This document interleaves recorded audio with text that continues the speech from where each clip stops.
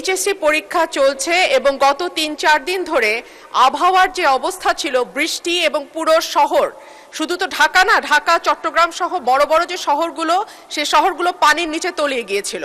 আমাদের শিক্ষার্থীরা অনুরোধ করেছিল পরীক্ষাটি একটু পেছানোর জন্য, কিন্তু এই সিদ্ধান্ত নেওয়া হয় নাই এবং যে কারণে আজকে আন্দোলন হচ্ছে, ঢাকায় আন্দোলন হচ্ছে।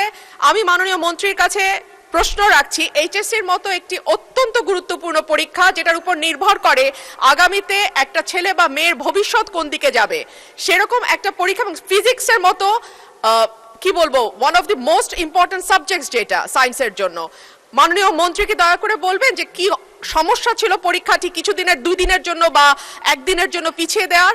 ধন্যবাদ মাননীয় স্পিকার। ধন্যবাদ মাননীয় সদস্য। মাননীয় শিক্ষামন্ত্রী। মাননীয় স্পিকার, আপনার মাধ্যমে মাননীয় সংসদ সদস্যকে অশেষ ধন্যবাদ।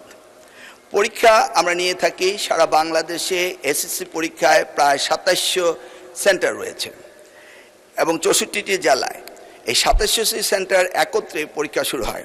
ইতিমধ্যে আপনারা শুনেছেন যে চট্টগ্রামে যখন এই ফ্লাড হলো, তখন আমরা একে একে প্রথম রাঙ্গামাটি, বান্দরবন, পরে আমরা খাগড়াছড়ি এবং এরপরে আমরা চট্টগ্রাম পুরা বোর্ডের পরীক্ষা আমরা বন্ধ করে দিয়েছি। আমরা লক্ষ্য করেছিলাম বৃষ্টি হচ্ছিল এবং আমরা মনিটরিং করছিলাম। সেই সাথে মনিটরিংয়ের সময় আমরা 64টি জেলার এসপি এবং 8টি বিভাগীয় কমিশনার এবং প্রত্যেকটি বোর্ডের চেয়ারম্যান, ইউনো সকলের সাথে আমরা কথা বলেছি এবং ওয়েদারম্যান, আমরা ব্রডকাস্টিংয়ের জন্য তাদের সাথেও কথা বলেছি।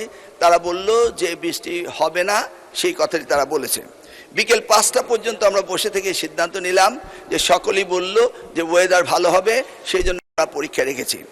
সকালে ঘুম থেকে উঠেই দেখতে পেলাম কুমিল্লা সরকারি মহিলা কলেজের মাঠ পানিতে ভরে গিয়েছে। সাথে সাথে আমরা মেয়র সাহেবকে, ফায়ার ডিপার্টমেন্টকে, পুলিশকে, ডিসিকে বললাম যে এই পরীক্ষা কেন্দ্রে স্থানান্তরিত করার জন্য। তারা তখন সকলকে নৌকায় করে ওই স্কুলের 5তলা ভবন, সেখানে নিয়ে পরীক্ষা তারা নিয়েছে। আমরা সেটা দেখেছি তাদের দুর্ভোগ। তাছাড়া সারা বাংলাদেশে আমরা ডিসিদের সাথে কথা বলেছি এবং ইউনিটদের সাথে, তারা বলেছে যে কোথাও পরীক্ষা কোনো রকম দুর্যোগ ঘটেনি, একটি শুধু কুমিল্লা মহিলা কলেজে ঘটেছে। এবং সেই সাথে ফিজিক্সের প্রশ্ন 6 এবং 7, এই 2টি প্রশ্ন ভুল হয়েছে। মাননীয় স্পিকার, আমরা দায়িত্ব পেয়েছি মাত্র 4 মাস। আগের কোশ্চেন মডারেটর কোশ্চেন করেছিল। আপনি জানেন যে কোশ্চেন মডারেট করতে হলে এই প্রক্রিয়াটি 2 বছর আগে থেকে শুরু করতে হয়। আমরা এসে কোনো কোশ্চেন তৈরি করতে পারিনি। বিগত গভর্নমেন্টের যে মডারেটর ছিল তারাই কোশ্চেন করেছে। তবুও আমরা তাৎক্ষণিকভাবে ঘোষণা দিয়েছি যে ফিজিক্সের 6 এবং 7 2টি কোশ্চেন ভুল হয়েছে, সেটাকে আমরা ফুল ক্রেডিট দিয়ে দেব, সেটা আমরা বলেছি। এবং পরীক্ষা যথাযথ হচ্ছে কিনা সেইভাবে সাহায্য সহযোগিতা করার জন্য আমরা সকলকে প্রস্তুত রেখেছিলাম। আজকেও আমরা সারাদিন কথা বলেছি এবং প্রত্যেকটি আমাদের সাথে যারা স্টেক হোল্ডার রয়েছেন তারা বলেছে পরীক্ষা সুন্দর হয়েছে, সুস্থ হয়েছে। একটি জায়গায় শুধু কুমিল্লা সরকারি মহাবিদ্যালয় এই ঘটনাটি ঘটেছে এবং সেখানে পরীক্ষা সুন্দর হয়েছে। আমরা নির্দেশ দিয়েছি যে পরীক্ষা বিলম্বতে শুরু করার জন্য এবং যে মেয়েটি কাপড় ভিজে গিয়েছিল বাড়ি থেকে কাপড় আনা হয়েছে, 1 ঘন্টা পরে পরীক্ষা নেওয়া হয়েছে এবং পরীক্ষার সময়সীমা বাড়িয়ে দেওয়া হয়েছে।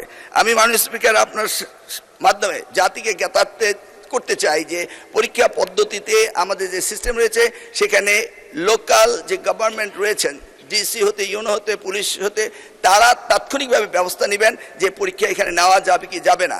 যদি তারা মনে করেন দুর্যোগ, তারা পরীক্ষা বন্ধও করতে পারেন।